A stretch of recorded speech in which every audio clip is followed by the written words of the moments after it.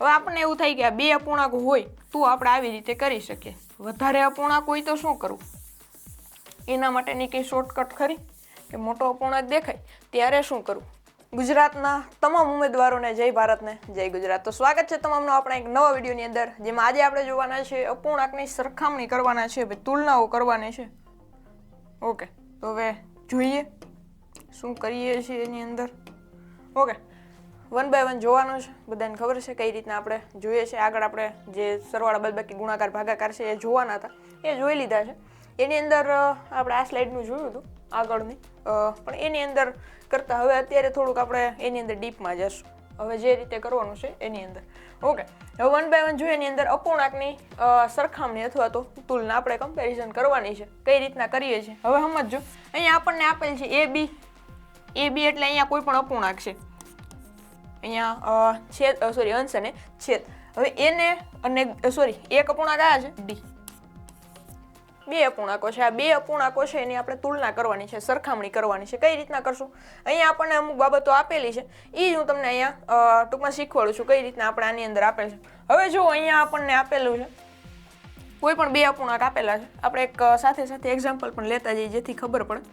અહીંયા આપણે લઈએ 2/3 અને બીજો અપૂર્ણાંક લઈએ 4/5. આવો એક અપૂર્ણાંક લીધો. હવે શું કરવાનું? આ બંનેની આપણે સરખામણી કરવાની છે. શું કરવાનું? સરખામણી કરશું, કમ્પેરિઝન કરશું, તુલના કરશું. કઈ રીતના કરશું કે આમાંથી મોટો કોણ છે? આ બે અપૂર્ણાંક આપેલ છે, આની અંદરથી મોટો અપૂર્ણાંક કયો અને નાનો અપૂર્ણાંક કયો? તો હવે સમજો, જ્યારે પણ બે અપૂર્ણાંક આપેલો ત્યારે શું કરવાનું? આ બંનેનો ગુણાકાર. આગળના વિડીયોની અંદર આપણે વાત કરી હતી ત્યારે શોર્ટમાં સમજાય. હવે સમજો, આ બંનેનો ગુણાકાર કરી નાખવાનો, ચોકડી ગુણાકાર કરવાનો, ક્રોસ આપણે ગુણાકાર કરશું. કઈ રીતના કરશું? 5 × 2 કેટલા થશે? 10 થશે. 3 4 12 થશે. ઓકે, હવે આની અંદરથી જુઓ જ કયો અપૂર્ણાંક મોટો છે. તો અપૂર્ણાંક મોટો આપણે જોવા માટે શું કરવાનું? અંશ છે ને મોટો હોવો જોઈએ. કયો અંશ મોટો? તો અહીંયા આપણે 12 છે મોટા મળે. તો એની નીચેનો જે અપૂર્ણાંક એટલે અહીંયા 4/5 અપૂર્ણાંક છે એ મોટો થાય. શું થાય? મોટો થાય. હવે આની અંદર આવો, જો અહીંયા AD અને BC એવી રીતના આપેલ છે, એટલે અહીંયા AD અને અહીંયા BC. હવે આપણે આનો બંનેનો ગુણાકાર કરીએ તો આપણને શું મળે? AD અને બીજું શું મળે? B × C એટલે BC. ઓકે, એવી રીતના મળે. હવે એવું ધારી લ્યો કે સમજી લ્યો એની અંદરથી આ જે અપૂર્ણાંક આ જે AD છે એ મોટું મળ્યું. એટલે કે આપણને આ જે અપૂર્ણાંક છે અહીંયા A × D કર્યું ને, તો એ આપણને મોટું મળ્યું. અહીંયા જે કર્યું ને એવું જ કર્યું છે. થોડુંક આ તમને હવે ABCD પ્રમાણે હાકીએ છીએ કઈ રીતના કરવું સમજો. A × D કર્યું ને તો અહીંયા મોટો અપૂર્ણાંક, અહીંયા જે અહીંયા કેમ 12 મળ્યા એવી રીતનું અહીંયા કંઈક મોટું મળ્યું. A × D કર્યું ને તો આપણને મોટું મળ્યું, અને B × C કર્યું તો AD કરતાં નાનું મળ્યું. તો અહીંયા આ મોટું થશે, AD શું થશે? મોટું થશે. અહીંયા જેવી રીતના છે એવી જ રીતના છે. હજી એકવાર સમજો. આપણે આ અપૂર્ણાંકને થોડોક ઉલટાવી નાખીએ તો આના જેવો જ થઈ જાય. અહીંયા 4/5 લઈએ અને 2/3 લઈએ. શું કરવાનું? સૌથી પહેલા AD અને BC ગુણ્યા કરશું. એટલે આપણે આ બંનેનો આમ ક્રોસ કરશે. 4 3 ઓકે 12 થશે, અને 5 2 10 થશે. કોણ મોટું આવ્યું? તો કે આ એટલે કોણ છે? તો અહીંયા A અને અહીંયા D. A અને D. AD મોટું આવ્યું. તો અહીંયા 4 × 3 કર્યું તો આપણે મોટું મળ્યું. તો અહીં AD શું મળ્યું? તો કે મોટું મળ્યું. કોના કરતા? તો અહીંયા B અને C કરતા. હવે સમજાય છે? તો આ અપૂર્ણાંક મોટો થાય. જો અહીંયા આપણે આપેલ છે ને AB મોટો, તો આ જે અપૂર્ણાંક છે એ મોટો, આ જે અપૂર્ણાંક છે એ મોટો. હવે સમજાય છે? એના પછી જોઈએ. હવે આની અંદર એવું બન્યું કે આજે આપણે ટૂંકમાં ગુણાકાર કર્યો ને તો બંનેનું સેમ મળ્યું. અહીંયા પણ 10 મળે, અહીંયા પણ 10 મળે, એવું મળે. તો શું થાય? તો બંને અપૂર્ણાંકો છે સરખા થાય.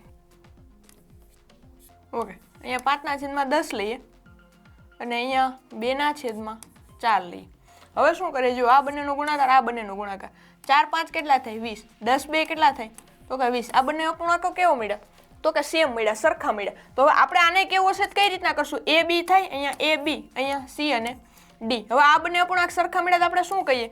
જો આ બંનેનો ગુણાકાર કર્યો તો AD, તો અહીંયા AD અને બીજું કોણ હતું? તો કે BC. આ બંને કેવા મળ્યા? સેમ મળ્યા. તો આ બંને અપૂર્ણાંક છે એ કેવા મળશે? તો કે સેમ મળશે. તો આપણે આને આવી રીતના દર્શાવી શકીએ. A/B બરાબર C/D. આ અહીંયા A/B અને C/D આવી રીતના દર્શાવી શકીએ.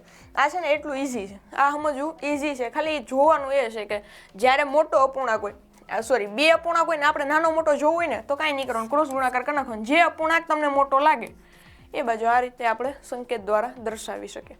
એના પછી છે AD અને BC. કઈ રીતના? હવે સમજો. આ થોડુંક એના કરતાં ઉલટું છે, બીજું કંઈ નથી. જે સૌથી પહેલાં કર્યું હતું ને એવું જ. અહીંયા કોઈ પણ આપણે એક્ઝામ્પલ લઈએ, 5/3 લઈએ અને 6/2 લઈએ. હવે આ બંનેનો આપણે ગુણાકાર કરીએ. અહીંયા શું થશે? 5 2 10 અને 3 6 18. આવી રીતના થાય છે. હવે કોણ મોટું છે? અહીંયા એ બી છે, આ હું બાજુ લખી નાખું એટલે ખબર પડે. અને અહીંયા છે સી અને ડી. આવી રીતના છે. હવે આપણે આનો બંનેનો ગુણાકાર કર્યો એટલે કે એડી અને બીસી. કોણ મોટું છે આની અંદરથી? તો કે 18 મોટો છે. 18 મોટો છે તો 18 કોનો આપણે ગુણાકાર કર્યો હતો? તો બી અને સી નો કર્યો હતો. તો અહીંયા બીસી કેવો થશે?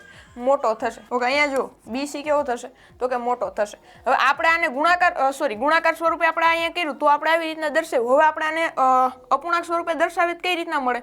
તો આપણે કયો અપૂર્ણાંક મોટો મળ્યો? તો કે સી અને ડી, C/D. એવી રીતના આપણે લખશું. હવે અહીંયા જો A/B કોણ મોટું? C/D.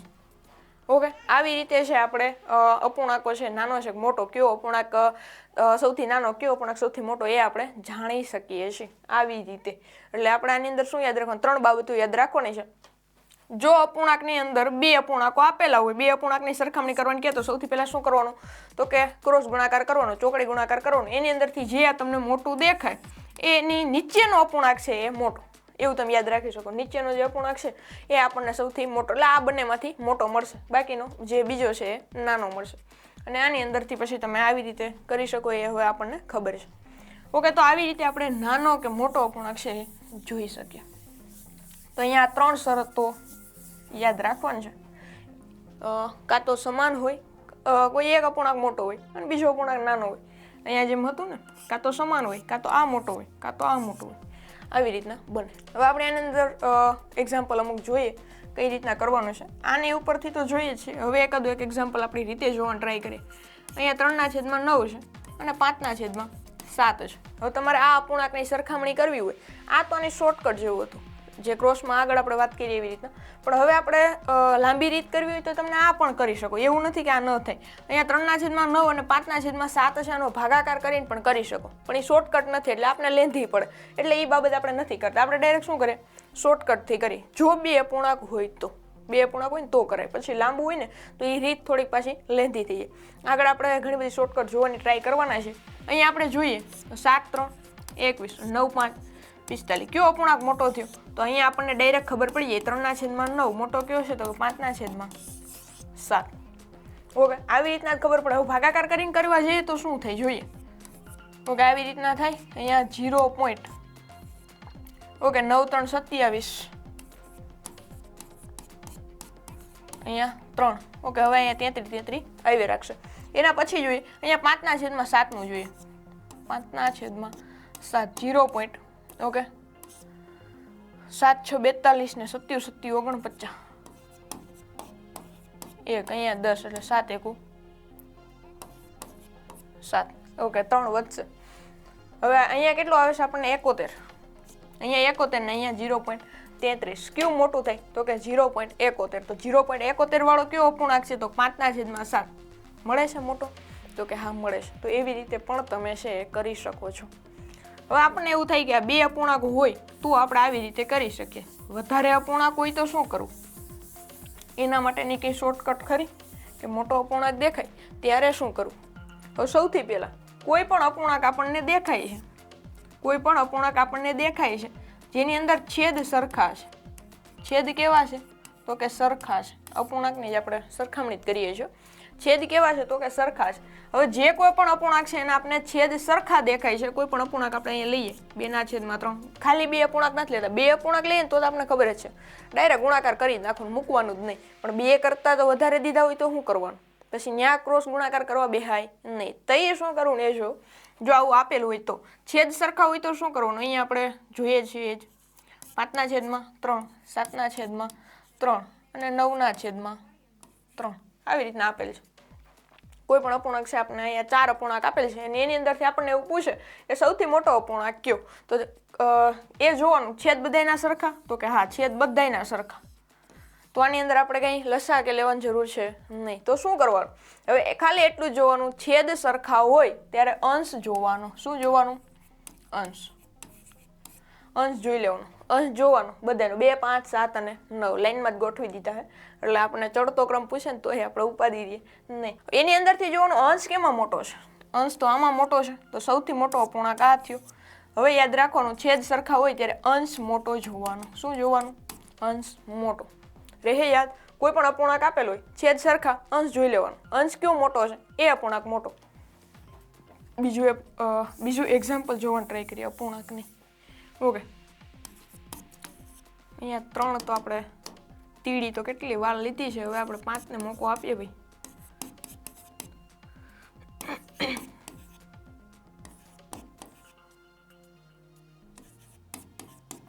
ઓકે, આવી રીતના અપૂર્ણાંકો આપેલ છે.